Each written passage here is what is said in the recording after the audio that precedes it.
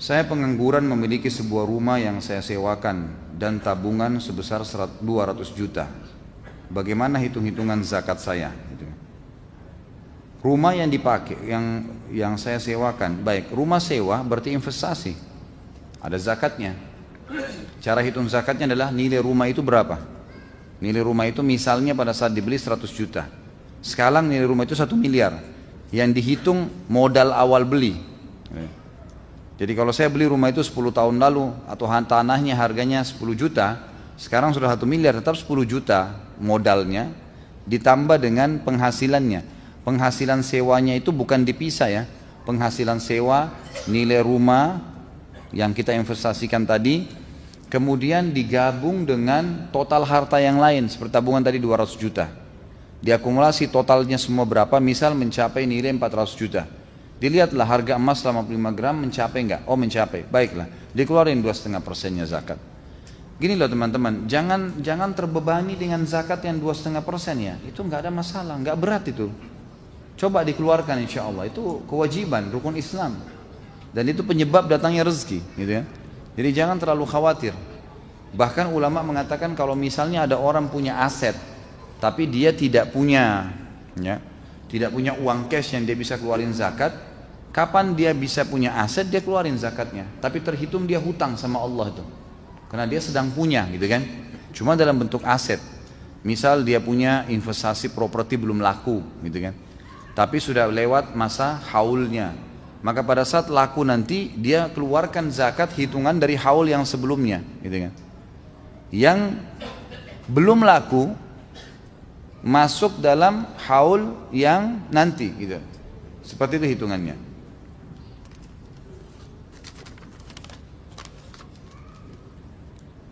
Apabila harta seseorang tercampur dengan harta riba, apakah perhitungan zakat mal atau nisabnya dihitung dari total harta atau harta halalnya saja?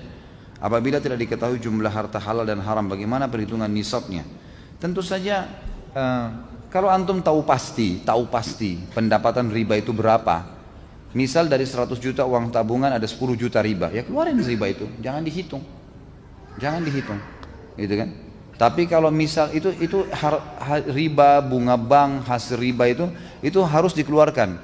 Dikeluarkannya untuk fasilitas umum, seperti sumur, perbaikan jalan, paving blok, ya, got, selokan dan seterusnya ini perairan itu semua dibolehkan. Lalu kemudian hitunglah yang tersisa dari yang halal. Itu lebih baik, lebih aman, gitu kan. Apakah panitia zakat sama dengan amil? Sama. Panitia zakat, amil bahasa Arabnya ya. Ya bahasa Indonesianya panitia lah, pengelola, sama. Bagaimana hukumnya membayar zakat fitrah dengan uang ke masjid dan kemudian oleh masjid tersebut diberikan beras dan makanan pokok baru dibagikan kepada orang yang berhak seperti yang biasa dilakukan di Indonesia? Apakah hal itu diperbolehkan? Asal panitianya belikan beras boleh. Tapi kalau antum kasih uang ke fakir miskin, ini zakat fitrah saya ya, itu nggak boleh. Jadi zakat fitrahnya makanan pokok. Tapi kalau panitianya belikan beras ya sudah masuk, nggak ada masalah. Walaupun kita store uang. Apakah ada hukum had untuk orang yang memiliki kemampuan untuk membayar zakat, tapi dia tidak membayarnya? Kalau had sih tidak ada ya, tapi Abu Bakar memerangi mereka. Dan hukuman yang tadi disebutkan adalah pemerintah setempat bisa mengambil harta mereka, gitu kan? Yang tidak keluarin zakat itu, dipaksa dihitung berapa zakatnya, lalu dikeluarkan setengah, ditambah setengah dari hartanya. Tapi kalau had hukuman cambuk nggak pernah saya temukan dalilnya. Bagaimana hukumnya orang yang dengan sengaja mengambil harta zakat sementara dia bukanlah orang yang berhak? Haram, dosa. Gimana caranya? Bukan haknya dia ambil. Sama umumnya ngambil sendal yang bukan dia punya, mencuri kan? Ya mencuri itu namanya, bukan hak dia, tidak boleh sama sekali. Apakah harta zakat boleh digunakan untuk membangun fasilitas umum? Ini umumnya jumhur ulama mengatakan tidak boleh. Yang kecil tadi pendapat, yang marjuh, yang dinomor duakan, yang mengatakan makna salah satu dari terima pemilih zakat fi sabilillah, ini bukan cuma jihad tapi semua di jalan Allah. Ini sebagian ulama Mesir mengatakan hal tersebut. Maka inilah yang membuat mereka mengatakan bolehnya dilarikan ke fasilitas umum, termasuk bangun masjid. Tapi pendapat jumhur ulama lebih baik jangan. Apakah sama antara zakat dengan pajak? Karena ada sebagian orang yang beranggapan sama. Sama sekali beda. Pajak nggak ada urusannya. Pajak itu peraturan pemerintah, bukan zakat mal antum. Tidak ada urusannya. Dan pajak dimasukkan kepada pembelian makanan yang kita keluarkan setiap makan. Itu kan tidak ada hubungannya. Zakat ada syarat haul dan nisab tadi. Dan itu hak Allah Subhanahu Wa Taala. Kalau pajak itu cuma hak pemerintah. Apakah zakat boleh diberikan kepada non-muslim? Boleh, nggak masalah. Kalau dia termasuk kategori orang miskin, fakir, gitu kan, itu boleh saja, nggak ada masalah.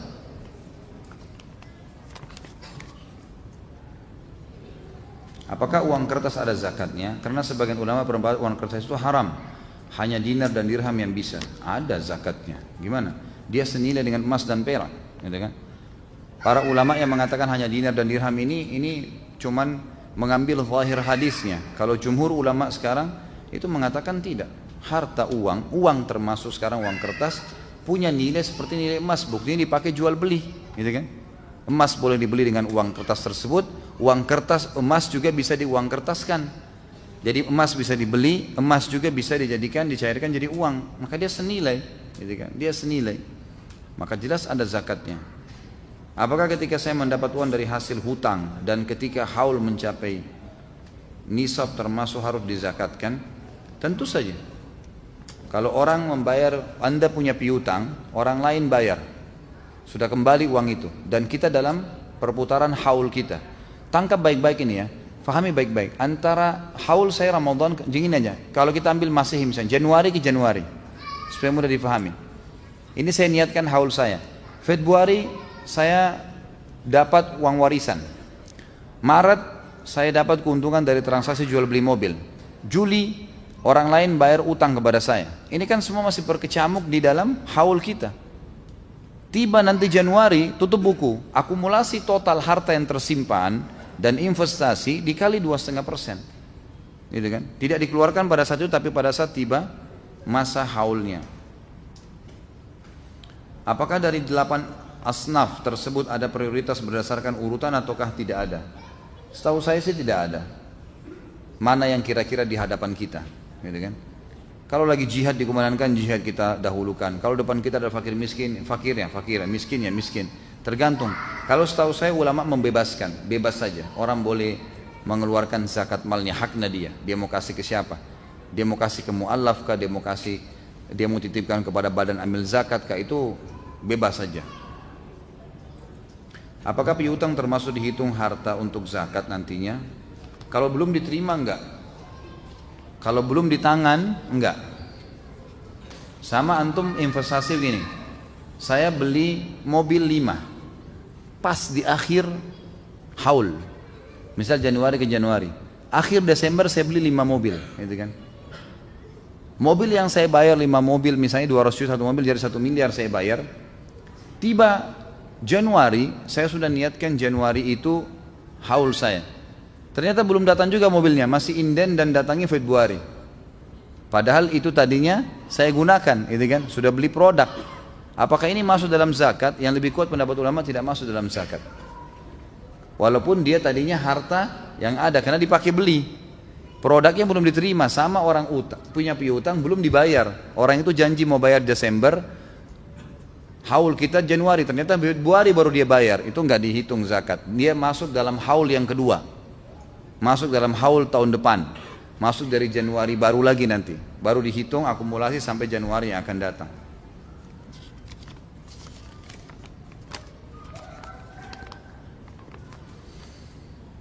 Mohon doanya atas kesembuhan ayah saya yang sedang sakit dirawat di rumah sakit. Semoga Allah sembuhkan insyaallah, dan semoga menjadi pembersihan dosa-dosa beliau dan juga peninggian derajatnya. Apakah ada doa khusus bagi orang yang sedang sakit atau yang bisa diucapkan oleh orang lain kepada orang yang sedang sakit agar lekas disembuhkan penyakitnya itu? Tentu ada, banyak sekali. Seperti misalnya hadis yang sahih kata Nabi SAW, siapa yang menjenguk orang yang sedang sakit lalu kemudian dia membaca 7 kali As'alullahal azim, itu potongan pertama. Rabbul arshil azim, potongan kedua. Ayyashfiyaka, agar menyembuhkanmu, dibaca 7 kali. As'alullahal azim, saya meminta kepada Allah yang maha agung, Rabbul arshil azim, ya, pemilik singgasana yang agung, ayyashfiyaka, agar menyembuhkanmu. Kalau laki-laki ayyashfiyaka, kalau perempuan ayyashfiyaki. Sekali lagi, as'alullahal azim, Rabbul arshil azim, ayyashfiyaka. Ini dibaca 7 kali. Yang kedua adalah hadis sahih juga berbunyi, kata Nabi SAW, siapa yang sedang ini tadi hadis yang pertama, kata Nabi SAW, siapa yang membaca ini pada seseorang selama ajalnya belum datang pasti Allah sembuhkan, jaminan dari Nabi SAW. Makanya dia baca dengan yakin. Dan teman-teman yang sudah memegang buku ruqyah yang kemarin itu yang sempat diambil, maka itu boleh dibaca kepada orang sakit. Dan ini termasuk doa yang saya sebutkan ada di dalam buku ruqyah itu. Bisa juga sambil memegang tempat sakit membaca Bismillah, A'udzubillah min syarri ma wajada wa hadarah. Kalau dia laki-laki kita mengatakan itu Bismillah dengan nama Allah, A'udzubillah, saya berlindung kepada Allah, min syarri, dari semua keburukan, ma wajada wa hadarah, apa yang sedang dia rasakan, yang sedang dia hati-hati. Kalau perempuan ma wajadat wa hadarat, pakai tak gitu kan. Kalau laki-laki ma wajada wa hadara. Kalau kita sendiri pegang tempat sakit misalnya dada kita lalu mengatakan Bismillah a'udzubillahi min syarri ma ajidu wa uhadiru. Ajidu, yang saya dapatkan.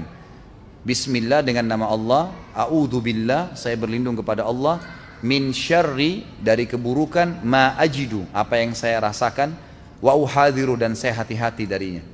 Kalau orang lain, laki-laki misalnya ayah kita pegang tempat sakitnya sambil membaca Bismillah, a'udzubillahi min syarri ma wajada wa hadara, gitu kan.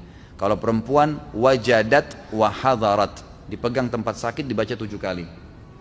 Yang ketiga hadis sahih juga, dianjurkan Nabi SAW melakukannya dengan cara memegang tangan beliau di debu, di tanah, menyentuhkan dengan, kalau kita lantai mungkin ada tanah, lalu kemudian beliau sambil meniupkan dengan sedikit air ludah, ya, itu membaca doa, ya, Bismillah turbati ardina biriqati ba'dina yushfa bihi saqimuna.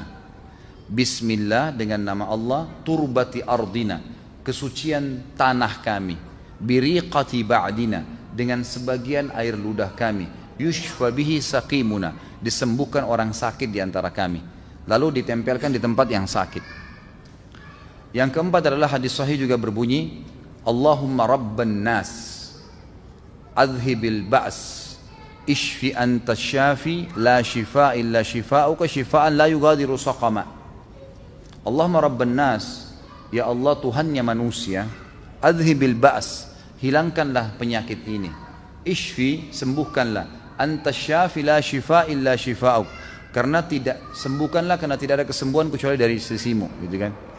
Ishfi anta syafi la shifa illa shifa'uk shifa'an la yughadiru saqama, kesembuhan yang tidak meninggalkan bekas.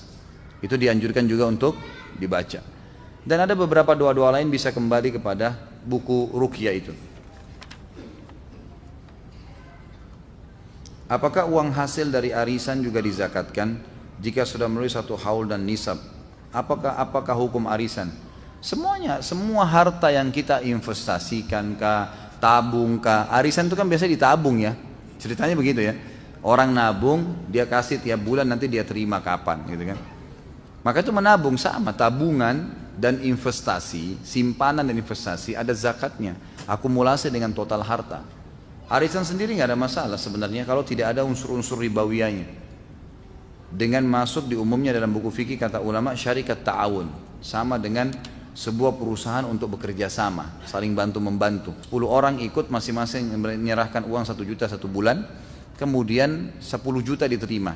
Lalu dibantulah orang yang paling mendesak, gitu kan, dari teman-temannya, kemudian masing-masing tetap menyetor agar mendapatkan 10 juta. Tidak ada tambahan, tidak ada kurangan, gitu kan. Maka itu tidak ada masalah, Allahu a'lam. Apakah yang benar zakat fitrah atau zakat fitri?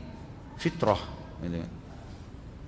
Lalu kapan waktu yang baik zakat? Bolehkah di awal Ramadan? Bolehkah kita zakat lewat instansi yang mengurus zakat atau ZIS? Lebih afdalnya ke orang miskin langsung atau adakah akad zakatnya? Tentu zakat fitrah pertama, kalau waktunya untuk zakat di awal Ramadan atau di waktu mana itu tergantung. Anda ini niatkan kapan, ya. Kalau kita niat, maka saya sarankan selalu jemaah saya, kalau niat untuk haulnya, masa setahunnya, niatkan bulannya, jangan tanggal atau harinya. Misal gini, saya niat haul saya Ramadan. Jadi selama Ramadan sebulan itu kita termasuk waktu haul kita. Kalau kita niatkan misalnya haul saya 15 Ramadan, nah ini berarti tanggal 15 harus dikeluarkan, gitu kan? Jadi niatkan bulannya. Masalah awal atau akhir Ramadan tergantung niat kita. Kalau kita niatnya 1 bulan tadi bebas-bebas saja. Bolehkah kita keluarkan melalui instansi? Boleh saja, nggak ada masalah. Boleh juga kalau mau tanya lebih afdal kita berikan langsung, tergantung keadaan. Kalau kita tidak ada waktu, tidak tahu siapa yang mau dikasih, takutnya salah, kasih saja lembaga-lembaga itu tuh pengelola-pengelola. Tapi kalau kita yakin ada kerabat kita, ada orang susah, tetangga kita kasih langsung, silakan, semuanya boleh. Tapi tidak ada akad. Ini dikatakan apakah ada akad zakat? Tidak ada akad zakat. Jadi tidak ada sama sekali. Zakat fitrah nggak ada akadnya, zakat mal nggak ada akadnya. Ini biasa cuma di karang-karang saja ini.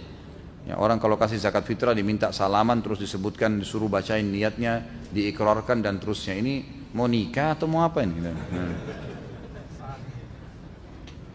Apakah doa zakat fitrah sebagaimana jika kita zakat? Apakah doa zakat fitri sebagaimana jika kita zakat di musola-musola? Tidak ada doa. Nggak ada doa khusus, keluarin zakat selesai. Itu sunnah Nabi begitu.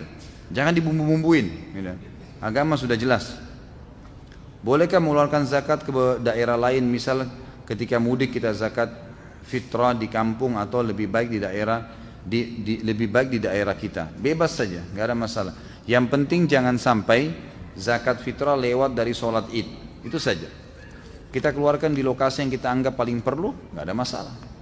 Di kota kita atau di tempat lain.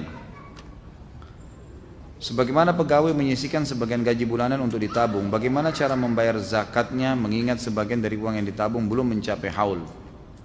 Ya, tunggu haulnya. Kenapa nih pertanyaan berputar-putar kayak nggak ngerti nih? Tunggu haulnya akhi, ukhti, Januari ke Januari, jangan keluarin zakat kecuali sudah sampai Januari, titik. Jangan ditanya lagi tuh. Udah jelas gitu kan? Kalau belum sampai haul jangan keluarin zakat, udah. Dan semua harta jangan dipisah-pisah, semua simpanan, investasi, semuanya apa saja digabungkan, diakumulasi, gitu kan? Seperti itu. Apakah perhiasan wanita kena zakat? Sudah dijelasin belum tadi? Sudah. Kemana ini yang tanya ini? Jadi pendapat yang paling kuat keluarin, walaupun dipakai, gitu kan? Apakah sholat duha termasuk zakat dan sedekah? Sholat duha termasuk zakat? Enggak termasuk lah. Apa hubungannya? Enggak ada hubungannya. Sholat duha penutup pengganti sedekah 360 sendi. Iya, itu iya. Penutup pengganti. Tapi sholat duhanya bukan zakat, bukan sedekah, lain. Gitu kan. Apakah uang yang diperoleh dari klaim asuransi juga harus dizakatkan? Ini saya sudah bilang seluruh harta yang didapatkan. Tapi kalau misalnya memang klaim asuransi itu kan kita bayar misalnya 100.000 per bulan. Ternyata 1 tahun 1.200.000, itulah hak antum. Itu hak antum, tidak boleh lebih dari itu. Kalau kita klaim kita bisa pakai sejumlah itu, gitu kan? Sejumlah yang kita bayar saja itu masih masuk dalam hal yang masih dibolehkan oleh ulama. Tapi kalau kita bayar 100.000 1 tahun 1.200.000 lalu kita klaim 30 juta karena mobil rusak, karena apa, karena ini, lalu bisa, ini haram, riba, nggak boleh mengambil lebih daripada apa yang kita miliki. Kan saya sudah pernah jelaskan ya, jenis asuransi yang dibolehkan ya, kalau dia memang tepat ya, seperti apa yang di store uangnya. Saya punya perusahaan asuransi, diberikan kepada saya uang, saya buka untuk asuransi mobil misalnya 5 juta per bulan, per tahun. Ada orang ikut, lalu dia klaim tabrakan mobilnya, Januari masuk sampai Januari akadnya, bulan Februari tabrakan mobilnya, lalu dia klaim ke saya, lalu kemudian saya suruh ke bengkel terdekat. Anda di mana? Jakarta Timur. Ke Jakarta Timur, di bengkel ini partner saya. Pas ke sana dihitung, ternyata secara normal itu biayanya 3 juta. Dikembalikan ke saya, ini 3 juta. Saya akan tulis kesepakatan bahwasanya dari 5 juta sudah terpotong 3 juta rupiah. Uang Anda sisa 2 juta. Di bulan Mei tabrakan lagi dia 3 juta lagi mobilnya, uangnya sisa 2 juta sama saya. Maka saya bilang ke dia, secara syar'i tambah 1 juta. Uang Anda cuma 2 juta nih. maka dia tambah 1 juta. Mungkin Anda bertanya, lalu apa untungnya orang ikut asuransi? Keuntungannya adalah dia akan menerima jasa bengkel yang bagus. Itu yang saya siapkan, jasanya.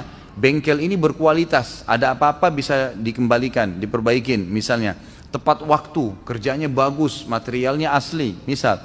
Maka dia mendapatkan itu daripada pergi ke sembarangan bengkel misalnya kan gitu.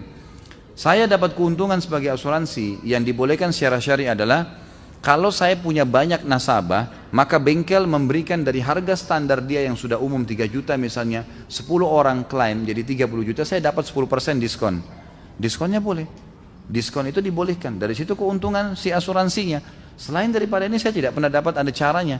Kalau klaim asuransi itu memang ternyata sesuai, maka tidak ada masalah. Kita asuransi mobil, hilang mobil tersebut. Nilainya mobil yang hilang 100 juta. Uang yang kita bayar selama ini 5 juta per tahun. Ya hak antum 5 juta. Enak benar hilang mobilnya terus diganti 100 juta. Gharar itu. Enggak boleh, haram dalam Islam. Dari mana bolehnya? Ya kalau gitu enggak usah asuransi, lebih aman lagi. Lebih bagus enggak usah asuransi gitu kan.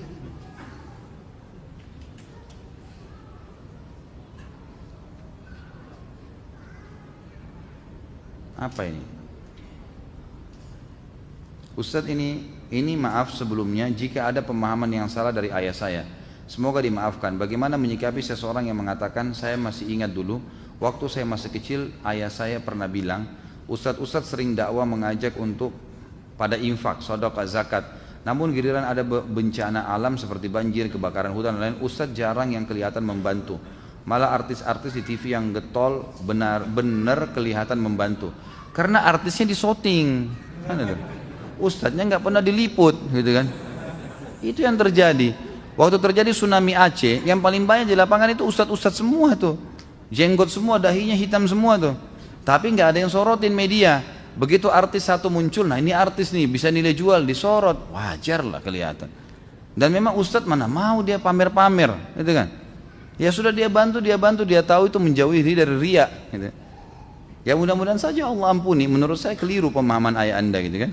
Semoga Allah maafkan. Adakah zakat kendaraan dan rumah? Ini gimana jawabnya? Hah? Bagaimana jika rumah dikontrakkan setahun misalnya 25 juta? Apakah harus dizakatin atau rumah akan dijual tapi belum laku? Apakah juga dizakatin? Berputar-putar sama nih pertanyaan. Teman-teman sekalian, yang dipakai tidak ada zakatnya. Rumah antum satu di sini, satu di Bandung, dua-duanya dipakai. Di sini tinggal, di Bandung kalau pulang liburan, nggak ada zakatnya. Tidak ada zakat, walaupun nilainya 10 miliar. Selama dipakai nggak ada zakat. Jangan tanya lagi nih. Ini terputar-putar terus di situ. Kayaknya belum makan tadi ya. Kok kayak tidak ngerti. Jadi yang dipakai tidak ada zakatnya.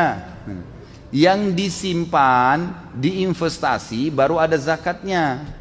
Fahamin itu ya. Rumah kita beli untuk disewain, zakat.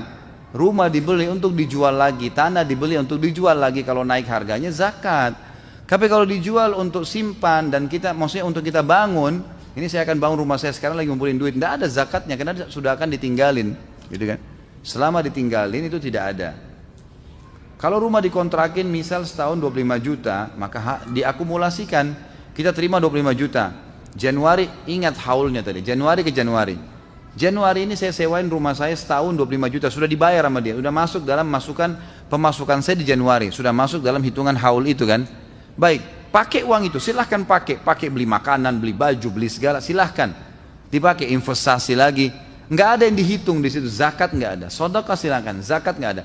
Tunggu Januari tahun depan, tiba haul, tutup buku sendiri. Mau hasil dari kontrak 25 juta kah, mau dari gaji kah, mau apa saja yang diinvestasi dan disimpan, dihitung akumulasi total, bukan dipilah-pilah. Jadi jangan lagi tanya rumah kontrakan zakatnya atau tidak, sebentar perhiasan di zakatnya, semua total saudaraku, diakumulasi, kan gitu. Apakah zakat penghasilan berdagang itu diambil dari keuntungan bersih setelah dikurangi biaya pengeluaran seperti listrik, telepon, uang makan, atau sebelum dikurangi? Bagaimana dengan piutang dagang? Tentu pada saat tiba haul, keluarkan semua utang. Kalau ada utang bayar, silakan pada saat itu ya dibayar. Ada orang punya KPR, dia masih setahun lagi, misal 2 tahun misalnya, setahun berlalu, tiba masa haul, dan pada saat itu tiba haul Januari, dia harus membayar 5 juta KPR-nya. Dia bayar KPR 5 juta tuh, 5 jutanya, jangan dihitung sisa 1 tahunnya, itu tidak ada urusannya. Yang pada saat kita mau keluarkan zakat di haul, itu kita harus bayar 5 juta, bayar 5 juta itu, dikeluarkan. Kemudian bayar listrik, bayar telepon, pada saat itu dibayar semua. Selesai, sisanya silakan dikeluarin zakatnya, 2,5%. Ya kan itu. Jadi setelah dikeluarkan kebutuhan. Kalau piutang dagang tidak dihitung, piutang dagang tidak dihitung. Piutang saya sudah bilang tadi, kalau belum diterima nggak ada zakatnya. Kalau sudah di tangan baru, gitu kan? Apakah semua hasil pertanian wajib dizakati atau hanya 4 hinta saja? 4 saja, gandum halus, syair, gandum kasar, kurma, zabib, sebagaimana riwayat Imam Hakim dan Baihaqi.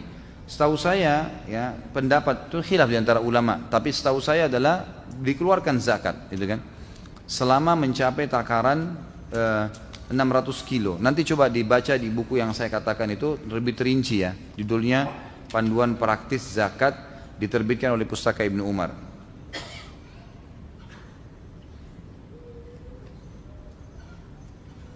Ustadz, saya ditantang wanita untuk memantapkan ke orang tuanya. Dia sepakat tidak berpacaran, melainkan langsung nikah. Tapi saya masih punya hutang, karena dulu saya kefu. Bagaimana pertanyaan saya? Saya nggak ngerti. Ada yang bisa bacain?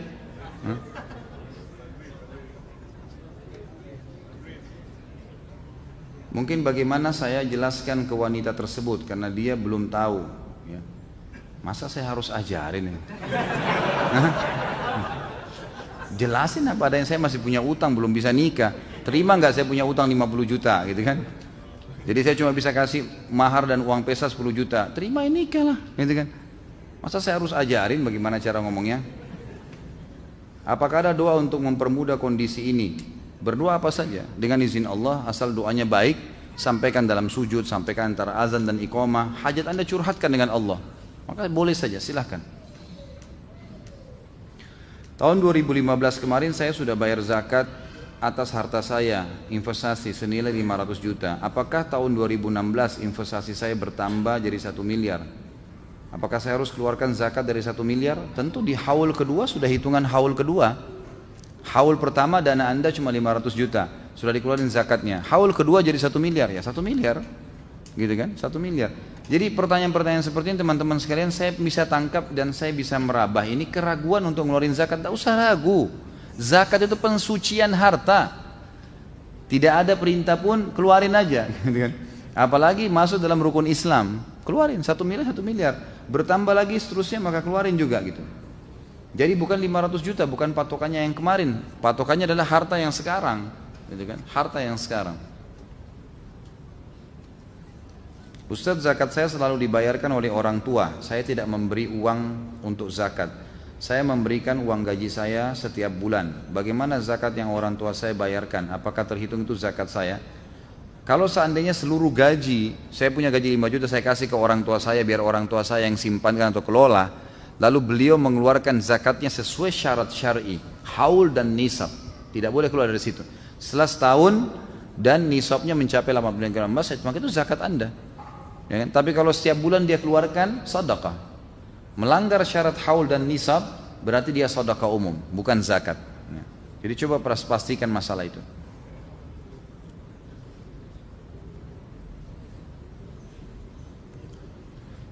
Maaf Ustadz, saya klarifikasikan penyampaian Ustadz di salah satu video YouTube tentang hadis malaikat menjumpai kita 70 kali sehari setiap 21 menit. Bagaimana dengan derajat hadis tersebut? Hadis ini diperselisihkan oleh para ulama. Ada yang mendhaifkannya gitu kan. Tapi karena banyaknya jalur yang ada, maka ada yang menggunakannya sebagai peringatan gitu. Karena dia bukan masuk dalam sebuah hukum gitu kan. Kalau hadis-hadis lemah itu tidak masuk dalam sebuah hukum dan hadisnya tidak begitu lemah, maka masih dipakai gitu kan. Walaupun saya sudah pernah sampaikan di dalam acara saya yang lain, kalau memang hadis ini lemah dan memang saya akan menarik perkataan saya itu dengan izin Allah kalau memang itu ada yang telah menjelaskan kepada saya lebih daripada apa yang saya fahamin. Saya juga sebagai penuntut ilmu bisa salah gitu kan. Jadi kalau memang itu ada yang mendapatkan hadisnya sangat lemah dan tidak dipakai, saya juga akan menarik perkataan itu. Begitu pula juga saya membuka diri, sangat membuka diri teman-teman sekalian. Kalau ada sesuatu yang keliru di YouTube yang Anda dengar, tolong sampaikan, saya sangat terbuka dengan itu. Dan malah saya berterima kasih, saya berpegang pada pendapat Umar radhiyallahu anhu yang berkata, saya berterima kasih pada seseorang yang selalu mengingatkan satu kesalahan saya. Saya akan terus berterima kasih pada seseorang yang mengingatkan satu kesalahan saya. Ali bin Abi Thalib berkata, saya akan mengabdi pada seseorang yang mengingatkan satu kesalahan saya. Manusia tidak luput dari salah, gitu kan? Jadi jangan sampai antum berpikir saya mengajar sini setiap ragu berarti tidak pernah salah, itu keliru itu. Saya bisa salah. Kadang-kadang pernah ada penyampaian saya menyebutkan nama orang yang keliru, lalu saya luruskan di ceramah yang lainnya gitu kan. Mungkin karena cepatnya saya menyampaikan atau mungkin pada saat itu lalai, ya, maka saya menyampaikan keliru. Ya, maka itu satu hal yang wajar terjadi. Dan saya tidak mengatakan oh enggak saya benar, kalau salah ya salah gitu kan. Penuntut ilmu itu harus bisa mengakui kesalahan dia dan memperbaikinya dan berhenti pada saat itu. Insya Allah itu tidak ada masalah ya. Jika makmum masbuk saat imam tahiyat akhir dalam sholat maghrib, makmum duduk iftirash atau tawarruk? Saya sudah pernah jelaskan ini. Jadi iftirash, kalau dia rakaatnya 1 atau 2, sholatnya iftirash saja, duduknya iftirash. Kalau dia rakaat 1 atau rakaat 2, walaupun imam sudah rakaat terakhir, ya, dia ikut duduk tahiyat tapi duduk rakaat dia. Jadi dia baru 1 rakaat atau mungkin dia belum dapat rakaat atau dia baru 2 rakaat. Selama di bawah 2 rakaat duduknya iftirash. Walaupun imamnya rakaat terakhir, gitu kan? Imam duduknya tawarruk di maghrib rakaat ketiga, tapi makmumnya yang masbuk duduknya iftirash. Jika dalam sholat duhur bacaannya sir, lalu makmum lupa baca Al-Fatihah, apakah sah sholat makmum? Yang lebih kuat pendapat tidak sah. Ya, kalau dia sengaja ya, tapi kalau dia lalai, dia lupa, masih ada yang mengatakan mungkin. Ya, kalau dia lupa masih dibolehkan karena dianggap dia lalai. Tapi pendapat yang kuat itu tidak sah, nggak boleh dia tidak baca Al-Fatihah. Karena kata Nabi SAW, tidak ada sholat yang tidak membaca Al-Fatihah. Kata ulama ini masuk di sholat sir, ya, 4 rakaat duhur, 4 rakaat asar, 2 rakaat pertama, 2 rakaat kedua isya dan 1 rakaat terakhir maghrib. Ini semua harus baca Al-Fatihah ini, nggak boleh nggak. Ya, nggak boleh lalai, harus bisa membacanya, gitu kan? Apakah makmum baca surah pendek jika berjamaah sholat duhur? Kalau masih ada waktu baca, tapi yang harus dibaca adalah Al-Fatihah.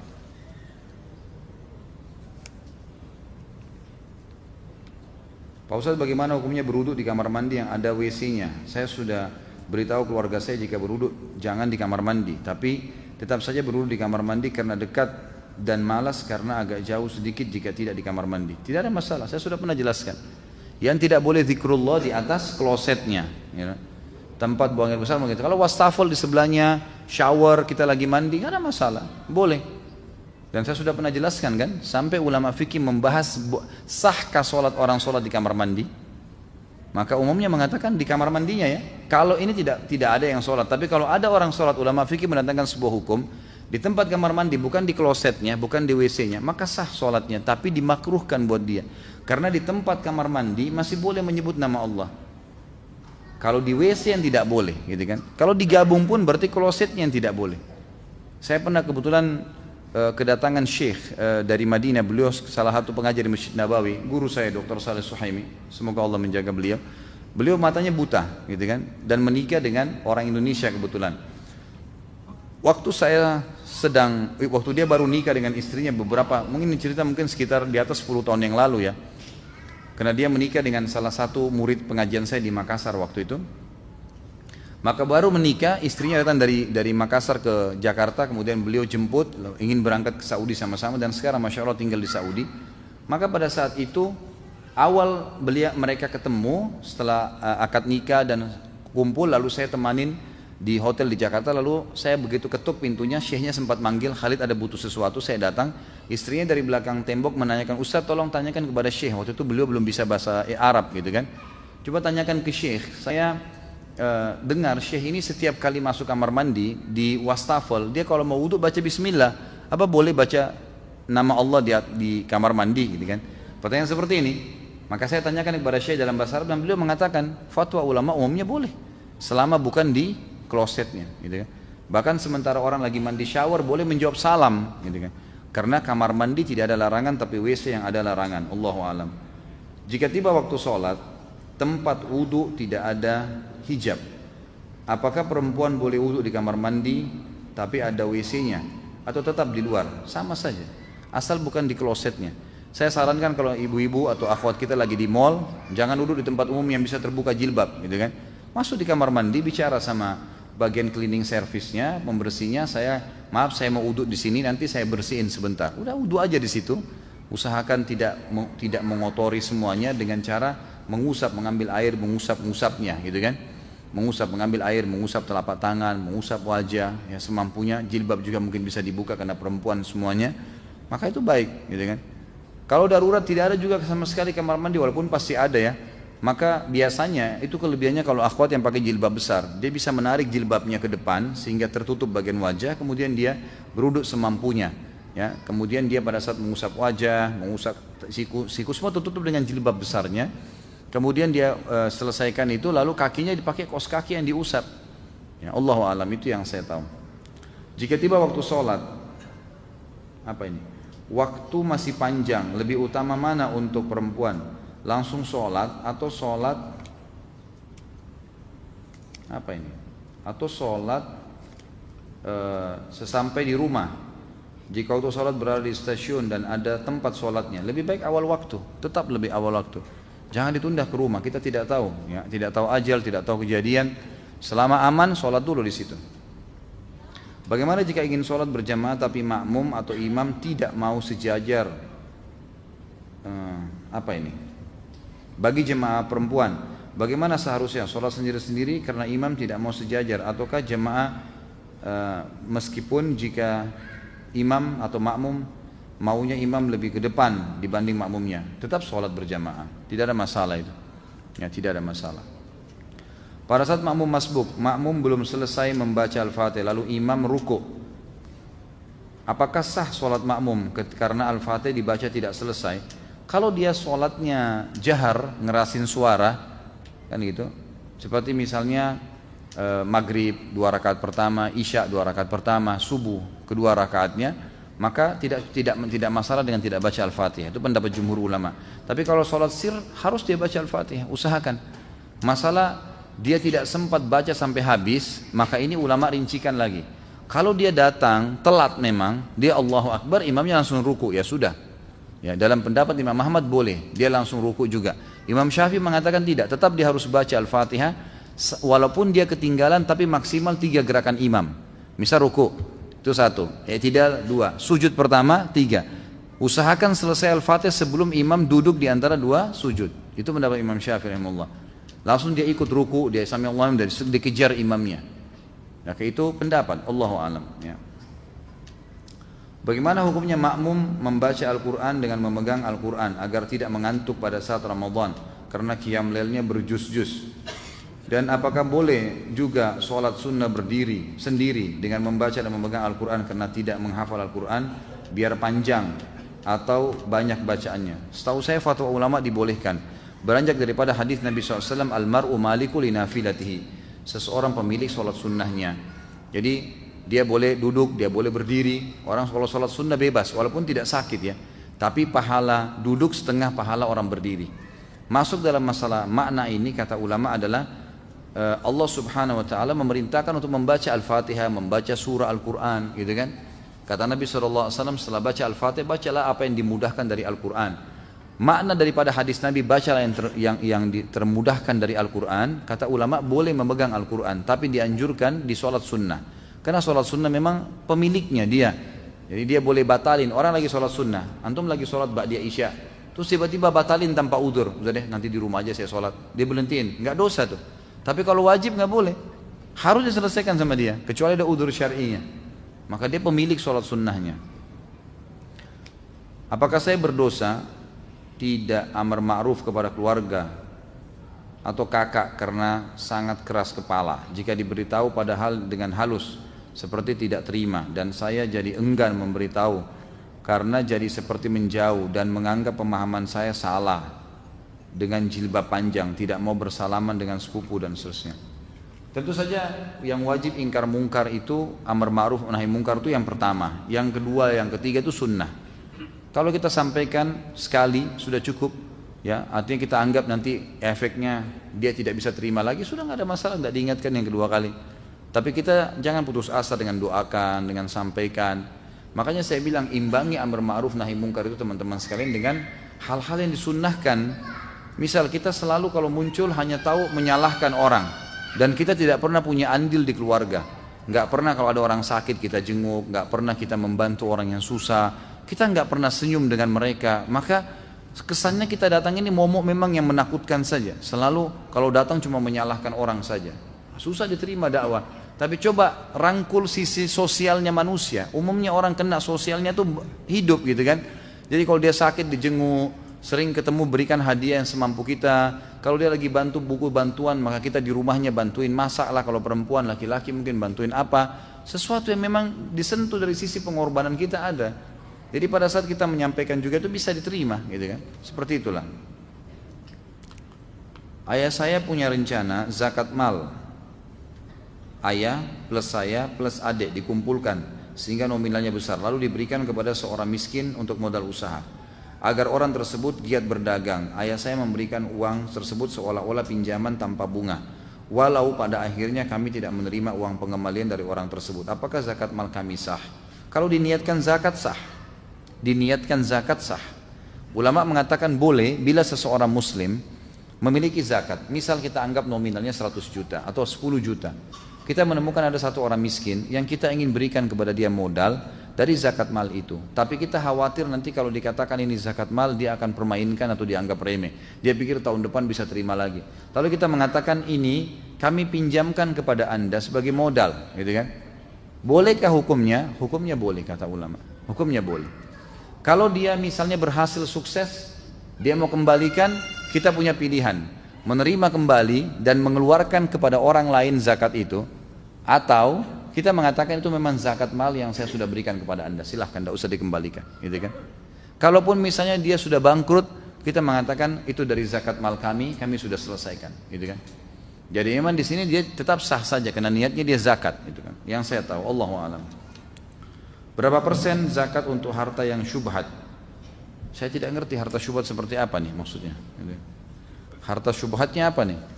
Curian kah, korupsi kah, riba kah? Kan banyak harta syubhat itu, macam-macam. Jadi tetap dikeluarkan. Ya, kalau misalnya dia lebih cenderung kepada yang halal, tetap akumulasikan dengan total harta kita.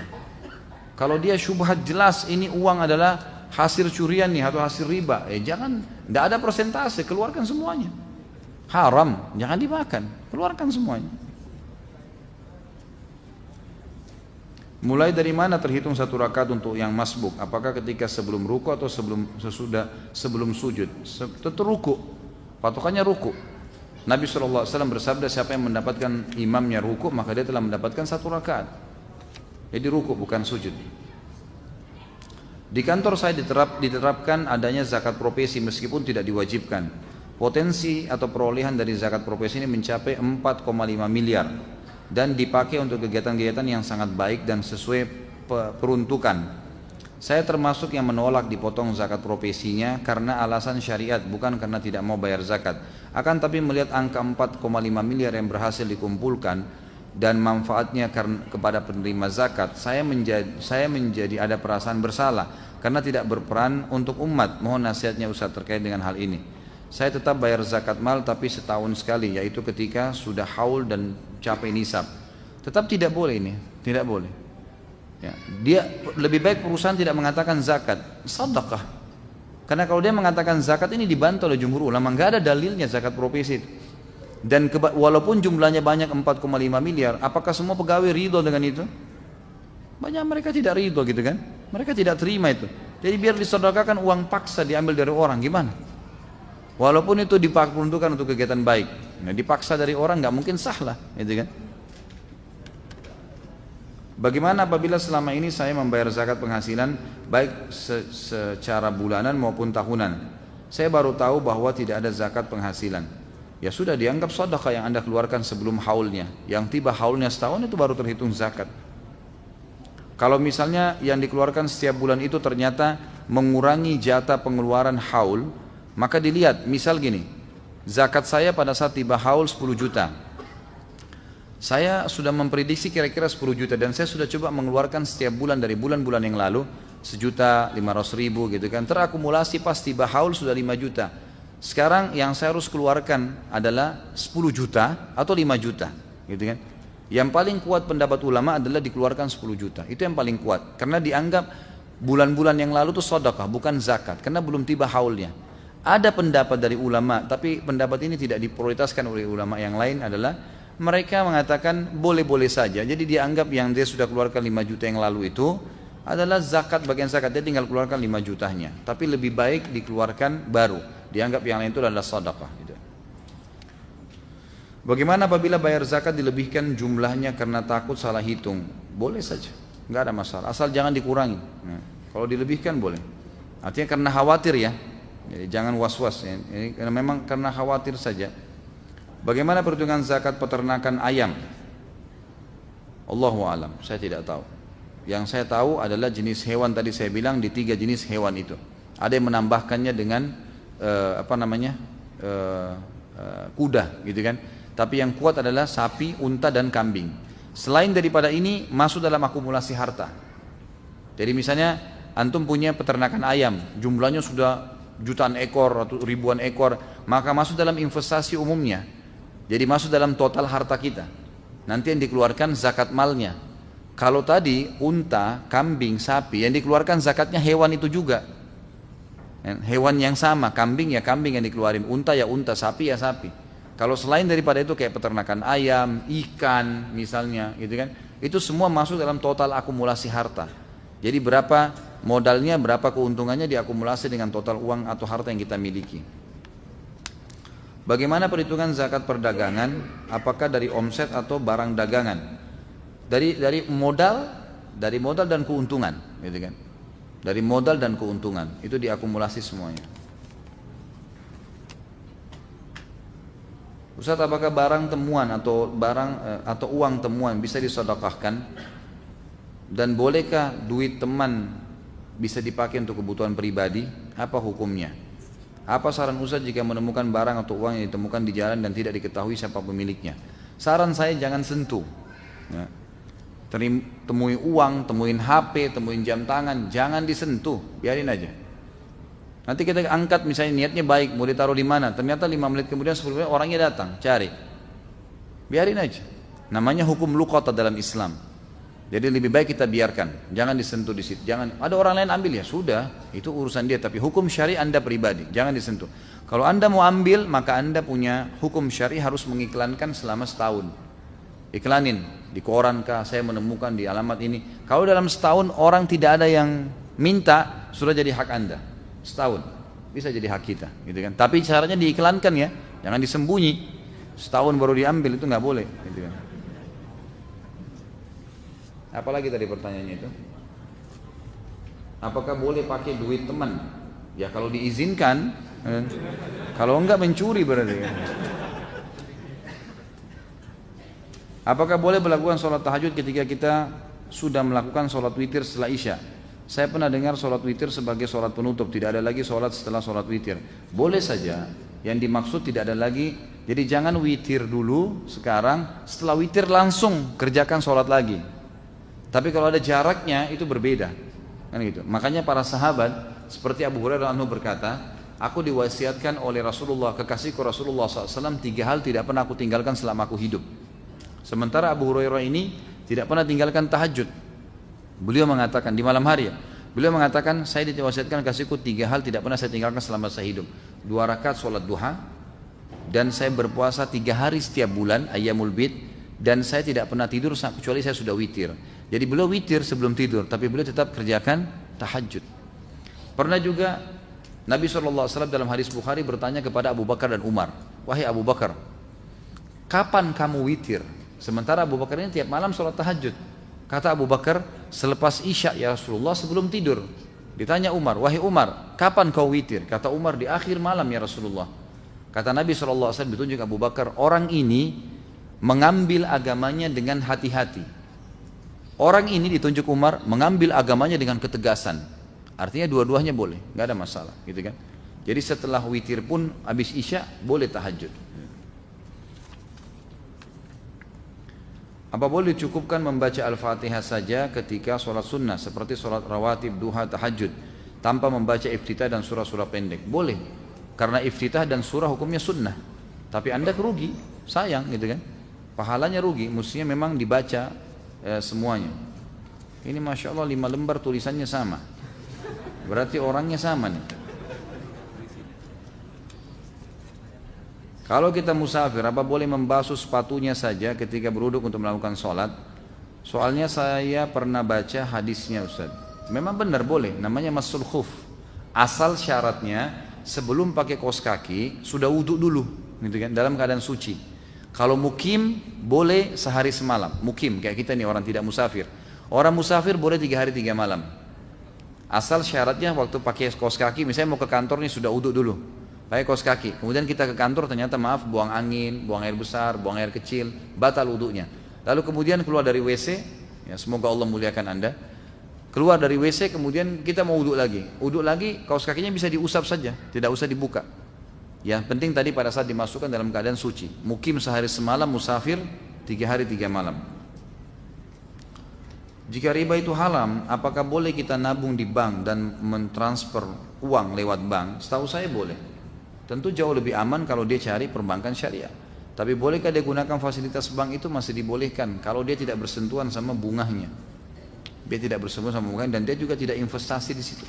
Dia cuma menggunakan fasilitasnya karena umumnya uang-uang nasabah yang ada di dalam bank konvensional pun itu umumnya adalah uang-uang halal.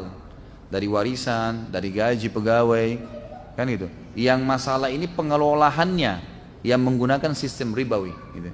Jadi sebenarnya di dalamnya itu harta yang sedang dikelola harta halal. Makanya ulama bilang penggunaan fasilitasnya dari uang-uang yang sudah ada dari nasabah itu adalah uang-uang halal. Walaupun ada uang haram mungkin dari uang judi dan segala, tapi umumnya orang menabung, orang warisan, gitu kan, gajinya transfer lewat situ, maka itu dibolehkan asal tidak bersentuhan dengan bunga-bunganya. Apakah saya boleh berzikir setiap waktu dan kapanpun tanpa ada batasan jumlah? Tentu saja kalau zikir-zikir itu tidak ditentukan jumlahnya oleh Nabi SAW, boleh saja, nggak ada masalah. Misal kata Nabi SAW, la haula wa la quwata illa billah adalah harta karunnya surga. Nggak ada penentuan jumlah, nggak ada penentuan waktu. Bolehkah saya baca sampai 100 kali, 200 kali? Boleh saja, gitu kan? Tapi ada kalau penentuan waktu, tempat. Misal habis sholat baca subhanallah 33, alhamdulillah, Allah akbar 33, semua 33. Maka jangan baca lebih nih habis sholat, kena penentuan waktu, tempat, jumlah ada, gitu kan? Kalau tidak ada bebas, tidak ada masalah, gitu kan? Itu dibolehkan. Berhubungan dengan masalah istighfar, makna daripada hadis Nabi SAW, saya beristighfar setiap harinya 70 sampai 100 kali. Ini sedikit ada pendapat para ulama yang mengatakan bahwasanya yang dimaksud adalah Nabi SAW setiap kali beristighfar itu tidak berhenti sampai 70 kali atau sampai 100 kali. Berarti dalam sehari bisa beberapa kali Nabi SAW membacanya. Terbukti daripada orang yang telah bertemu dengan Imam Ahmad yang terus beristighfar, dan Imam Ahmad faham hadis. Beliau tidak menegur orang tersebut. Ya, pedagang roti yang terus pada saat mencampur telurnya, tepung terigunya, dan dia mengatakan astagfirullah, astagfirullah, astagfirullah, terus begitu. Tidak pernah berhenti. Dia berhenti kalau Imam Ahmad ajak ngomong atau Imam Ahmad dia sedang bertanya gitu. Maka Imam Ahmad tanya, berapa lama kau sudah amalkan? Dia bilang dari dulu nih saya amalin, gitu kan. Sudah lama dan jumlahnya tidak terbatas gitu.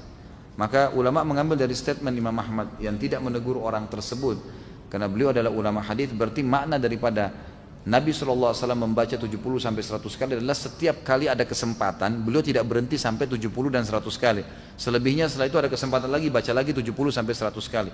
Maka dari sini istighfar dibolehkan baca berapa kali pun jumlahnya. Apakah ada amalan sunnah membaca la ilaha illallah wahdahu la syarikalah, lahul mulku wa lahul hamdu wa yuhyi wa yumitu wa huwa ala kulli syai'in qadir, dan Allahumma inni as'aluka ilman nafi'an wa rizqan tayyiban wa amalan mutaqabbala, ketika zikir setelah sholat maghrib dan subuh? Kalau ada, kita bacanya setelah apa? Mohon penjelasannya Ustaz. Setahu saya ada, dibaca 10 kali 10 kali habis subuh dan habis maghrib. Semuanya dijelaskan dalam hadis, kan gitu. Kalau Allah ini as'aluka ilman nafi'u rizqan thayyib amal mutaqabbal, ini saya tahunya zikir pagi sore, tidak masuk dalam zikir habis sholat. Setahu saya ya. Tapi kalau la ilaha illallah wahdahu la syarika lahul mulku wal hamdu yuhyi wa yumiitu wa ala kulli syai'in qadir 10 kali itu habis sholat subuh dan 10 kali habis maghrib. Ini memang ada hadis sahih menjelaskan masalah itu. Waalaikumsalam wabarakatuh. Saya seorang pedagang, setiap bulannya pendapatan saya hanya untuk membayar hutang dan cicilan, juga operasional. Bagaimana saya harus berzakat? Tidak ada zakat buat Anda. Anda boleh menerima zakat, tidak keluarin zakat, karena memang tidak ada, habis, apanya mau dizakatin? Harus ada nisabnya kan, mencapai nilai 85 gram emas. Bolehkah kalau zakat mal dikumpulkan dulu hingga nominalnya lumayan, baru setelah itu dibayarkan? Tidak bisa. Kalau tiba haul berapapun keluarkan, 500.000, 100.000, pokoknya keluarin, gitu kan? Pada saat itu, yang lewat dari masa haul ya nanti di haul yang kedua. Gitu. Jika orang kaya sudah meninggal tapi dia mengetahui ilmu tanpa mengetahui ilmu zakat, apakah tetap disiksa di neraka? Ya, tentu saja. Itu zakat itu rukun Islam. Bagaimana caranya dia tidak tahu? Rukun Islam, gitu kan? Masa dia bisa hitung-hitungan tahu berapa uang yang ada, bagaimana bisa untung terus tidak tahu zakat berhubungan dengan pendapatan hasil? Ini susah juga nih, gitu kan? Sama saja pertanyaannya, ada orang yang meninggal tidak sholat tapi tidak tahu hukum sholat, ya tetap dihukum lah, gitu. Zakat sama sholat kan sama, rukun Islam. Mana yang lebih utama untuk menerima zakat? Keluarga, saudara, orang lain? Tentu kerabat yang terdekat. Sebagaimana ada sahabat pernah mau sedekahkan 1 kantong dirham, dia mengatakan, ya Rasulullah, ada orang miskin yang saya akan kasih, dan ada orang miskin juga punya hubungan darah sama saya, mana saya kasih sedekah saya ini? Kata Nabi SAW, kalau kau kasih yang punya hubungan kerabat denganmu, kau akan dapat 2 pahala, pahala sedekah dan pahala silaturahimnya. Apa hukumnya kalau laki-laki mendatangi tukang pijit laki-laki untuk relaksasi? Tulisannya double sana. Seluruh badan, kan itu. Setahu saya kalau pengobatan memang dibutuhkan tidak ada masalah, tapi tetap ada batas aurat. Ada batas aurat. Batas auratnya laki-laki jelas ya.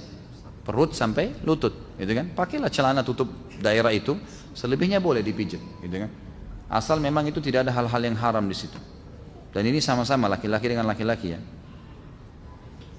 Bagaimana zakat tanah yang tidak berproduksi bangunan untuk kos-kosan?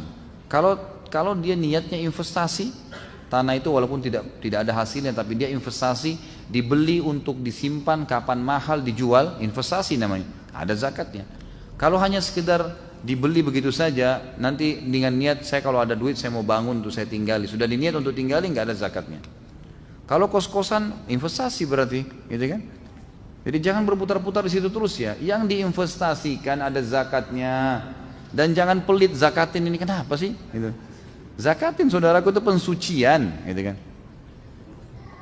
Bagaimana apabila bernazar bersedekah separuh dari rezeki yang diterima, hanya dilakukan dalam waktu tertentu, apakah menyalahi nazar tersebut? Kalau dia nazarnya, saya kalau dapat keuntungan 10 juta saya akan sedekahkan 2 jutanya misal. Pada saat untung dan dia dapat, maka dia wajib melakukan nazar itu. Tapi kalau dia bilang setiap kali kalau saya berhasil buka showroom mobil ini, setiap bulan dari penghasilan saya akan nazarkan 20%. Setiap dia nazar begitu, dia harus jalankan. Makanya hukum nazar dalam Islam itu makruh.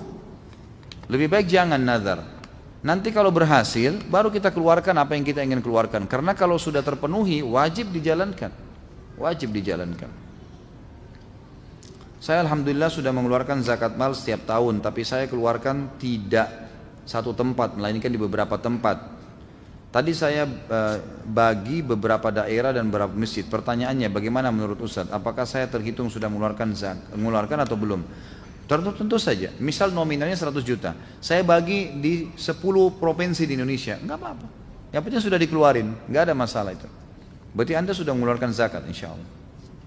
Menyambung pertanyaan pertama, dikarenakan belum ada Baitul Mal yang legitimasi ya, seperti Baitul Mal pada negara Islam. Maaf kalau saya salah Ustaz. boleh atau tidak saya membagi zakat mal saya langsung saja secara pribadi tanpa melalui lembaga atau masjid? Mohon masukan lembaga zakat yang Ustadz rekomendasikan. Tentu saja boleh, nggak ada masalah, gitu kan. Saya juga selama ini belum pernah melalui lembaga, jadi saya selalu setiap tahun mengumpulin zakat jemaah saya yang ingin dititipkan, itu melalui yayasan saya langsung, gitu kan. Kalau saya pribadi, kemudian saya kelolahkan, saya sampaikan kepada orang-orang yang berhak, karena saya punya yayasan pribadi berhubungan dengan masalah itu. Tapi kalau Anda merasa pribadi bisa bagiin langsung, ada lembaga yang dipercayakan ya silakan, gitu kan. Alokasikan, tidak ada masalah. Yang penting kita bisa percaya. Perhitungan zakat itu apa saja? Apakah termasuk laba bersih atau aset? Ini sudah tadi ya, yang dimiliki. Bagaimana perhitungan zakat kalau modalnya apa ini? Berasal dari hutang, barang jatuh tempo, gitu kan? Hutangnya dikeluarin. Misal kita ambil barang, hutangnya itu 10 juta, itu utang. Utang itu nggak ada zakatnya, gitu kan? Kita bayar kembali barang itu 10 juta, kita dapat untung 1 juta. 1 juta itu yang merupakan harta kita. Kita putarin lagi, ya, terus begitu sampai nanti haul 1 tahun baru dihitung. Kalau utang tidak ada zakatnya, ya, seperti tadi barang jatuh tempo itu ya. 10 tahun yang lalu saya khilaf nggak bayar zakat fitrah. Apa solusinya? Bertobat kepada Allah Subhanahu Wa Taala dan dianggap sudah tidak ada lagi zakat fitrahnya. Karena kalaupun dikeluarkan sekarang berarti dikeluarkan setelah lewat Id itu kan. Dan hadis Nabi SAW kalau dikeluarkan lewat dari sholat Id dianggap sedekah, artinya gugur darinya. Tinggal taubat kepada Allah SWT dan tidak ada lagi pengeluaran zakat fitrah itu. Ustadz jika suami saya berselingkuh, hingga kemarin saya dapat kabar dari suami sendiri kalau suamiku sudah menghamili orang 4 bulan. Apa yang harus saya perbuat Ustadz? Anda ingatkan bahwa itu perbuatan salah, haram dalam agama, tidak boleh. Bagaimana bisa? Apalagi hamil di luar nikah itu adalah zina, perbuatan haram dalam agama. Ingatkan semampu Anda supaya dia taubat kepada Allah SWT dan serahkan kepada Allah SWT setelah itu. Di sini orang kalau suami atau istri melakukan perbuatan dosa besar, apapun sifatnya dosa besar itu, kalau dia lakukan dan sudah diingatkan tidak mau ditinggal, maka ulama memberikan opsi bagi wanita atau bagi laki-laki, suami atau istri boleh bercerai, gitu kan? Karena tidak bisa bertahan dengan orang yang begini. Jadi itu yang saya tahu, Allahu alam. Saya tidak bisa menjelaskan solusi yang lain karena Anda lebih tahu secara internal bagaimana keadaannya. Tapi secara syar'i harus ingatkan kalau dia berbuat salah, dia berzina. Anak itu bukan anak dia, gitu kan? Walaupun dia pemilik sperma, nggak ada penisbatan nama pada ayahnya pemilik sperma dan tidak ada juga hak waris antara mereka. Dan kalau anak perempuan tidak boleh jadi wali. Kalau dia paksakan jadi walinya tidak sah pernikahannya. Dia bukan ayahnya, gimana? Ayahnya dia juga menanggung dosa perzinahan anaknya nanti. Harus diserahkan kepada wali hakim. Ya, tidak boleh, gitu kan? Apa hukumnya jika kita dimintain dana untuk perayaan syura seperti pengajian, perayaan wayang kulit, apa ini, sedekah bumi, apa lain? Saya tidak mengerti. Kalau semua yang tidak ada tuntunan agamanya jangan disedekahkan. Tidak jelas, nggak ada perintah dalam agama jangan dilakukan. Nah itu kan nanti jadi perbuatan-perbuatan yang haram nantinya. Saya seorang pedagang utang bank saya lebih besar daripada barang dagang saya yang dapat yang ada. Bagaimana cara zakatnya? Nggak ada zakat. Utangnya lebih besar daripada penghasilannya, nggak ada zakat lagi, gitu kan? Nggak ada zakatnya. Jadi dia harus bisa membayar utang-utang itu. Saya sarankan begini, dalam dagang teman-teman sekalian, hindari hutang. Jangan ada utang. Yang lebih tepat aja orang investasi, itu boleh. Ini saya punya usaha, saya mau buka jual es buah. Modalnya 50 juta, misal contoh. Ayo saya ajak teman-teman saya, siapa yang mau ikut? Bagi hasilnya begini, buatin semi proposal kecil, bertunjukkan kejujuran. Nanti Allah berkah itu lebih baik daripada utang. Karena kalau investasi, untung rugi ditanggung bersama. Kalau memang bangkrut pun usaha itu, dalam akad ditulis jelas, kita tanggung untung rugi ya. Jadi kalau bangkrut benar-benar gitu kan, maka tidak ada tanggungan beban. Tapi kalau utang ini masalahnya ada tanggungan beban, gitu kan? Ada bebannya, maka dihindari utang dalam investasi, lebih baik gitu. Banyak orang mau mengembangkan usaha tapi masuk ke dalam pintu-pintu yang berbahaya buat dia. Saya sarankan kembangkan dulu yang ada semampunya. Ya, kalau mau ditambah-tambah dengan modal-modal investasi itu jauh lebih aman, itu jauh lebih baik. Setelah harta mencapai 85 gram emas atau nisab yang dimaksud dikalikan 2,5% total semua harta atau sisa dari pencapaian 85 gram emas. Total semuanya diakumulasi. Kalau kita ada rumah yang pernah kita beli dan sekarang dikontrakin atau disewain, modal awal belinya berapa? Diakumulasi dengan total harta semua lalu dikeluarkan 2,5%. Itu gunanya teman-teman. Zakat, kata penutup saya, adalah untuk pensucian harta. Manfaatnya buat harta itu sendiri. Kalau kita zakatin rumah kita yang kita kos-kosan, usaha yang sedang kita buka, sebenarnya zakat itu sedang membersihkan hal-hal yang kotor di situ. Dia pensuciannya. Jadi kalau ada pendapatan yang haram segala itu yang kita tidak tahu syubhat pun itu dibersihkan dengan zakat itu. Itu manfaatnya besar. Akhirnya harta kita menjadi thayyib, jadi baik. Dan ini akan memudahkan berkah dalam bisnis yang sedang kita kembangkan. Jadi jangan terbebani dengan zakat, malah usahakan zakat bisa dikeluarin gitu. Itu sangat baik sebenarnya manfaatnya. Allahu a'lam. Kalau benar dari Allah, kalau salah dari saya mohon dimaafkan. Sekali lagi, subhanakallahumma bihamdika asyhadu an la ilaha illa anta astaghfiruka wa atubu ilaik. Wassalamualaikum warahmatullahi wabarakatuh.